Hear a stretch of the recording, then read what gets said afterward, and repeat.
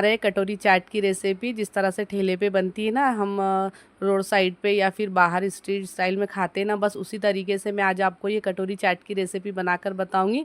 वही टेस्ट और वही मज़े के साथ आज हम ये कटोरी चाट बनाएंगे। इसे बनाना तो बहुत आसान है, लेकिन जो बिगिनर है उसके लिए थोड़ा मुश्किल हो सकता है। लेकिन एक एक ट्रिक और टिप फॉलो करके बनाएंगे तो आपकी रेसिपी परफेक्ट बनेगी। और इसी तरह की नई नई रेसिपी देखने के साथ मेरे चैनल पर नए हो तो चैनल को सब्सक्राइब कीजिए और वीडियो को लाइक करना मत भूलिए।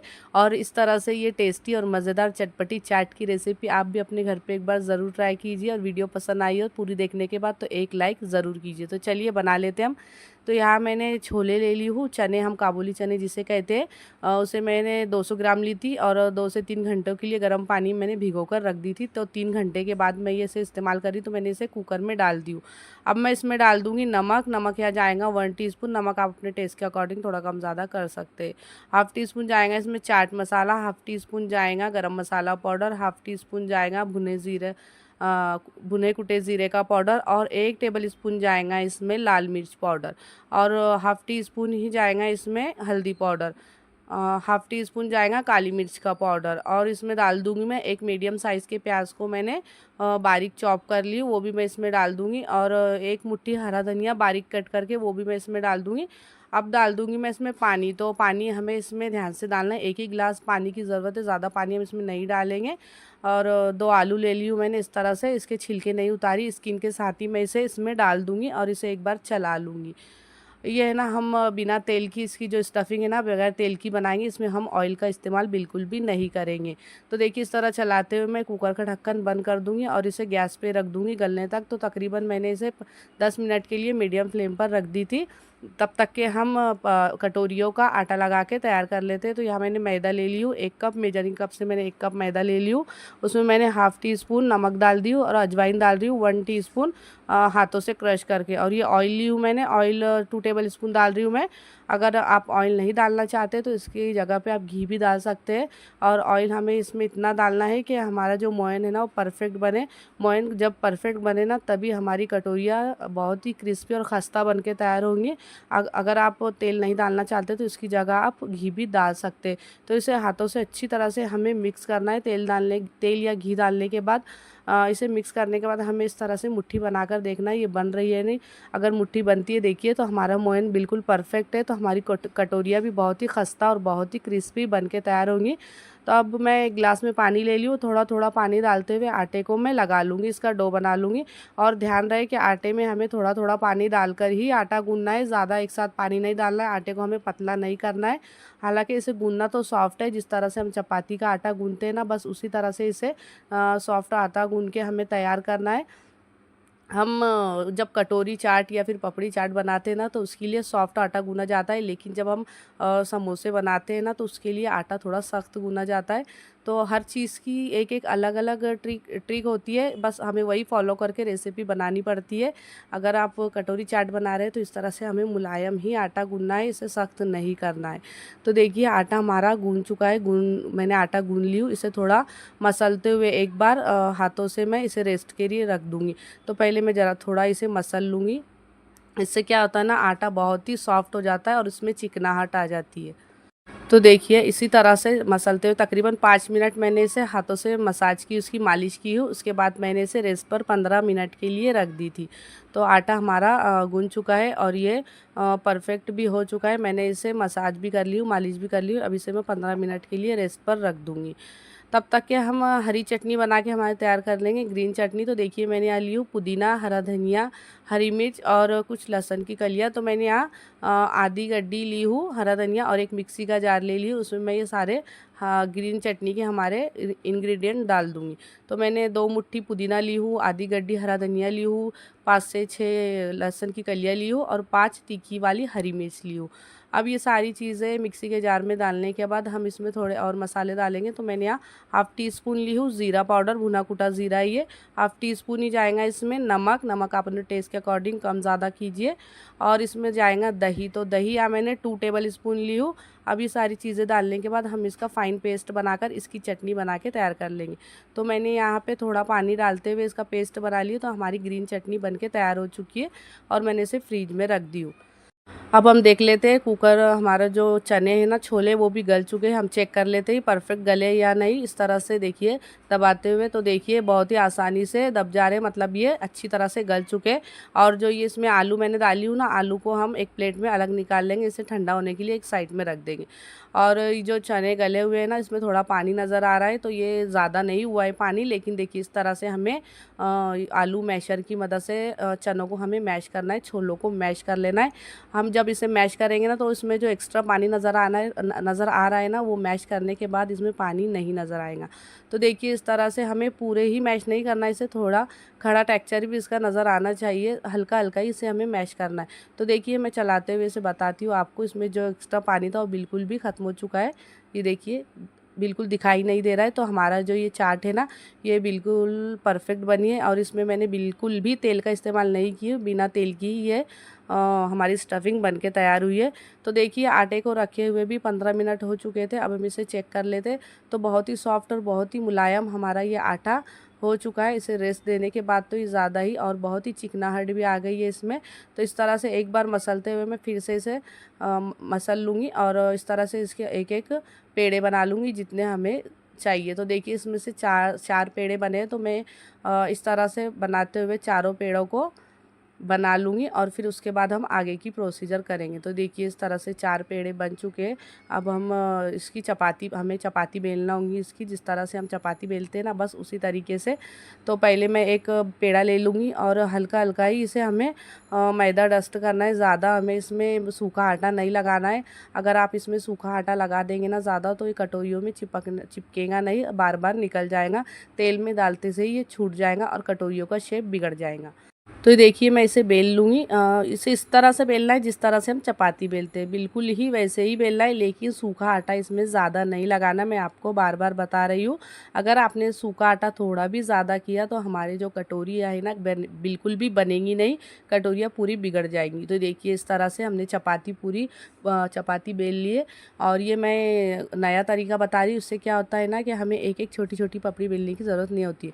तो ये मैं कटोरी ली हूँ, तो छोटी छोटी ही मैं कटोरियाँ बनाऊँगी, और कटोरी से बड़े साइज़ का कटर ले लीजिए। तो मेरे पास गिलास था, तो मैंने गिलास ले ली हूँ, और इस तरह से इसे कट कर लूँगी। हमें कटोरी से बड़ी साइज़ का इसलिए लेना है क्योंकि हम कटोरी बना रहे हैं ना ये, तो इसके लिए हम जब कटोरी में आटे को चिपकाएंगे, हमारी जो पपड़ी से चिपकाएंगे ना, तो ये गोल राउंड होंगी, तो थोड़ी बड़ी ही हमें इसकी पपड़ी चाहिए।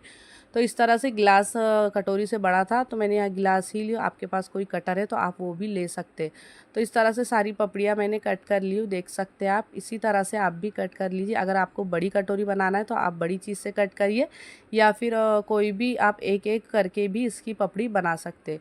तो देखिए ये इस तरह से हमारी एक पपड़ी मैं उठाते हुए कटोरी में चिपका दूँ। कुछ भी नहीं लगाना, मैं ऑयल वगैरह अगर आप इसमें ऑयल लगाना चाहते हैं, ऑयल से ग्रीस करना चाहते हैं तो आप कर सकते हैं, और नहीं भी करना चाहते ऑयल से ग्रीस तो आप नहीं भी कर सकते। ये ऐसे भी निकल जाएंगी, और ऑयल लगाने के बाद भी ये निकल ही जाती है। तो इस तरह से मैंने अच्छी तरह से देखिए कटोरी में हमारे जो पपड़ी थी ना, ये चिपका दी हुई, कटोरी बन के तैयार हो चुकी है। अब मैं इसे इस तरह से फॉक की मदद से थोड़े सुराख कर लूँगी इसमें, ताकि जो इसमें फूले नहीं, बबल नहीं आए, और हमारी जो कटोरी है ना वो बिल्कुल भी परफेक्ट फ्राई हो। इसके लिए हमें इस तरह से इसमें सुराख करने होते हैं। आप चाहे तो कटोरी में जब हम पपड़ी चिपकाते कटोरी बनाते हैं तभी सुराख कीजिए, या फिर पूरी चपाती बेलने के बाद भी आप इसमें सुराख कर सकते हैं, या फिर इस तरह से छोटी छोटी पपड़ियाँ बेलने के बाद भी आप कर सकते हैं। तो मैंने आपको दोनों तरीका बताई, आपको जो तरीका पसंद आए आप वही तरीके से इसमें सुराख कर सकते हैं। तो देखिए इस तरह से और एक कटोरी में बना लूँगी। तो हमें इसी तरह से सारी हमारी कटोरियाँ बना के पहले तैयार कर लेनी है। उसके बाद मैं एक एक करके फ्राई करूँगी। तो मैं 5-5 6-6 कटोरी एक साथ बना रही हूँ, और फिर फ्राई करते जा रही हूँ। तो हमें एक साथ बनाकर नहीं रखना है सारी, थोड़ी थोड़ी बनाकर ही हमें इसे फ्राई कर लेना होगा। तो देखिए मैंने सारी हमारी जो कटोरियाँ थी ये एक बारी में जितनी बनी थी वो बना ली हो, और गैस पे मैंने तेल भी रख दी थी। तो तेल भी हमें ज़्यादा गर्म नहीं करना है, मीडियम हॉट ही गर्म होना चाहिए। बस जब हम इसमें कटोरी डालें ना, तो हल्के हल्के से बुलबुले इसमें नज़र आने चाहिए, इतना ही हमारा तेल गर्म होना चाहिए। तो मैं सारी कटोरियाँ तेल में डाल दूँगी, और आपको बताती, वीडियो मैंने बिल्कुल भी स्किप नहीं की हूँ, आपको बताने के लिए कि किस तरह कटोरी देखिए आप छूटती है और ऊपर आती है, और हमारी जो चाट की कटोरी है वो नीचे रह जाती है। अगर आप गैस का फ्लेम फुल रखेंगे और फिर तेल का टेम्परेचर ज़्यादा रहेगा ना, तो कटोरियाँ नीचे से जल जाएंगी, अंदर से कच्ची रह जाएंगी। बार तो क्या होता है, क्या कटोरियाँ चिपक जाती है, अगर आप गैस का फ्लेम फुल रखते हैं तो कटोरियाँ ही इसमें चिपक जाती है, अलग नहीं होती, छूटती नहीं है। तो इसके लिए गैस के फ्लेम का भी ध्यान रखें और ऑयल के टेम्परेचर का भी ध्यान रखें। तो देखिए इस तरह से हमारे जो कटोरिया है ना फ्राई होना स्टार्ट हो गई है। तो इसे हम थोड़ी देर ऐसे ही रहने देंगे। गैस का फ्लेम बिल्कुल लो टू मीडियम रखी हूँ मैंने, और इसी तरह से लो मीडियम फ्लेम पर ही हमें इसे फ्राई कर लेना होगा। तो मैं आपको पूरा बता रही हूँ, वीडियो बिल्कुल भी स्किप नहीं की मैंने। धीरे धीरे करके जो कटोरिया है ना, ये हमारी जो चाट की कटोरी उसे छोड़ने लगेंगी और ऊपर आ जाएंगी। तो देखिए कटोरिया हमारी काफ़ी ऊपर आ चुकी है। अब हम इसे चेक कर लेते हैं, निकल जाएंगी आसानी से। ये देखिए इस तरह से हमारी चाट की जो कटोरी है ना वो छूट गई है, हमारी स्टील की कटोरी आसानी से निकल गई है। तो आप अगर मेरे तरीके से बनाएंगे ना तो आपकी भी रेसिपी बिल्कुल परफेक्ट बनेगी। बिल्कुल आसान है बनाना, लेकिन आप हर ट्रिक को फॉलो करके बनाएंगे तो आपके लिए बहुत ही आसान है। अगर आप अपने हिसाब से कुछ दिमाग लगा के बनाएंगे ना तो ये शायद ही बिगड़ सकता है, अगर आपको नहीं आता है, आप बिगिनर्स है तो देखिए इस तरह से मैं सारी कटोरियाँ निकाल लूँगी। एक एक करके कटोरियाँ ना आसानी से ऊपर आ जाती है जब ये फ्राई हो जाती है ना। अभी ये नहीं छूटी है तो हम ये निकाल लेते हैं। कटोरियाँ जब फ्राई हो जाती है ना आसानी से छूट जाती है, इसे छूटने में ज़्यादा वक्त नहीं लगता है। ये देखिए ये भी छूट चुकी है, मैं ये भी निकाल लेती हूँ। देखिए तो बस कटोरियाँ निकालने के बाद हमें क्या करना होता है ना, कि जो हमारी चाट की कटोरी है ना उसे हमें ऑयल में नीचे प्रेस कर देना है, इसमें ऑयल भर देना है हमें, ताकि ये अंदर से भी थोड़ी फ्राई हो जाए। तो मैं इसे पलट दूँगी। पलटने से ना इसके जो किनारे होते हैं ना वो फ्राई हो जाते हैं। अगर हम इसे पलटेंगे नहीं ना तो इसकी जो किनारे होते हैं ना, कोर होती है ना, वो कच्ची नज़र आती है। तो इसके लिए इसे पलट कर भी फ्राई करना बहुत ज़रूरी है। तो इसी तरह से अलटते पलटते हुए मैं इन कटोरियों को फ्राई कर लूँगी। तो आपने देखा ना कितना आसान है और कितना सिंपल है ये कटोरियाँ बनाना। तो जो बिगिनर्स हैं ना वो भी इसे आसानी से बना सकते हैं। तो आपको मेरी वीडियो कैसी लगी मुझे कमेंट में ज़रूर बताइए, और चैनल पर नए हो तो चैनल को ज़रूर सब्सक्राइब कीजिए। तो देखिए हमारी कटोरियाँ जो है ना फ्राई हो चुकी है। इसी तरह से एक एक करके मैं सारी कटोरियाँ इसमें से निकाल लूँगी। और इसमें बहुत ही प्यारा गोल्डन कलर आया, तो हमें ज़्यादा नहीं फ्राई करना है इसे, हल्का गोल्डन कलर आए इतना ही हमें इसे फ्राई करना है। तो हमारी कटोरियाँ फ्राई हो चुकी है, अब मैं इसे तेल से अलग कर लूँगी। देखिए मैं आपको बताती हूँ पास से, तो देख सकते हैं आप, बहुत ही परफेक्ट और बहुत ही अच्छी हमारी कटोरियाँ फ्राई हुई है। और इसे हमें बनाने में ज़्यादा झंझट भी नहीं करनी पड़ी है। तो बस इसी तरह से आप भी ये रेसिपी ट्राई कीजिए, आपकी भी रेसिपी बिल्कुल परफेक्ट बनेगी। और मेरी रेसिपी आप कहाँ से देख रहे हैं मुझे कमेंट में ज़रूर बताइए। और चैनल पर नए हो तो चैनल को सब्सक्राइब कीजिए, और यहाँ तक पहुँच गए तो वीडियो को लाइक करना मत भूलिए। तो सारी कटोरियाँ तो मैंने फ्राई करके निकाल ली, अब दूसरा बैच भी मैं फ्राई कर लूँगी इसी तरह से। तो दूसरा बैच भी आप देख सकते हैं कितनी आसानी से कटोरियाँ छूट जा रही है। तो बस इसी तरह से मैं सारी कटोरियाँ बनाकर रेडी कर लूँगी। तो मैं आपको बताऊँगी कि मेरे 1 कप मैदे में कितनी कटोरियाँ बनी है। छोटी साइज़ की बनाई हूँ मैंने, तो इसके लिए इसकी कटोरियों की क्वांटिटी थोड़ी ज़्यादा ही है। आप थोड़ी बड़ी साइज़ की बनाना चाहते हैं तो वो आपकी मर्ज़ी है।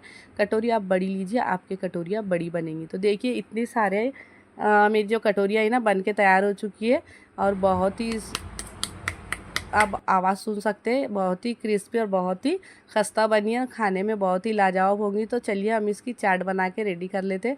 तो देखिए आखिरी में ना थोड़ा आटा बच गया था ज़्यादा, तो मैंने बड़ी साइज़ की कटोरी बना ली थी। तो चलिए हम चाट बना लेते हैं। और ये आलूओं को मैंने छील कर इस तरह पीसेस में कट कर लिए, छोटे छोटे, आप देख सकते हैं ठंडा होने के बाद। तो मैं यहाँ एक प्लेट लूँगी और प्लेट में एक एक करके कटोरियाँ रखती जाऊँगी। जिस तरह से ठेले वाले स्ट्रीट स्टाइल में चाट बनाते हैं ना, बस उसी तरह से मैं आज आपको ये चाट बनाकर बताऊँगी। तो देखिए इसमें जो हमने स्टफिंग बना के रखी थी ना छोले की, वो स्टफिंग डाल देंगे एक एक करके सारी कटोरियों में। और जो आलू उबाले थे, आलूओं के मैंने पीसेस किए, वो आलू भी डालेंगे। ऊपर से दही, हरी चटनी और इमली की चटनी की रेसिपी अगर आपको चाहिए तो मुझे कमेंट में ज़रूर बताइए। टमाटर, प्याज, और फिर से मैं इसमें इमली की चटनी, हरी चटनी, दही वगैरह डाल के इसे गार्निश करूँगी। तो मैंने ऊपर से और दही डाली हूँ, और बेसन की सेव डाल दूँगी। और हमारी ये चाट की प्लेट बनके तैयार हो चुकी है। थोड़े से अनारदाने भी मैंने ऊपर से डाल दी हूँ। तो आपको मेरी रेसिपी कैसी लगी मुझे कमेंट में ज़रूर बताइए। वीडियो पसंद आई हो तो लाइक, शेयर एंड सब्सक्राइब। फिर मिलेंगे।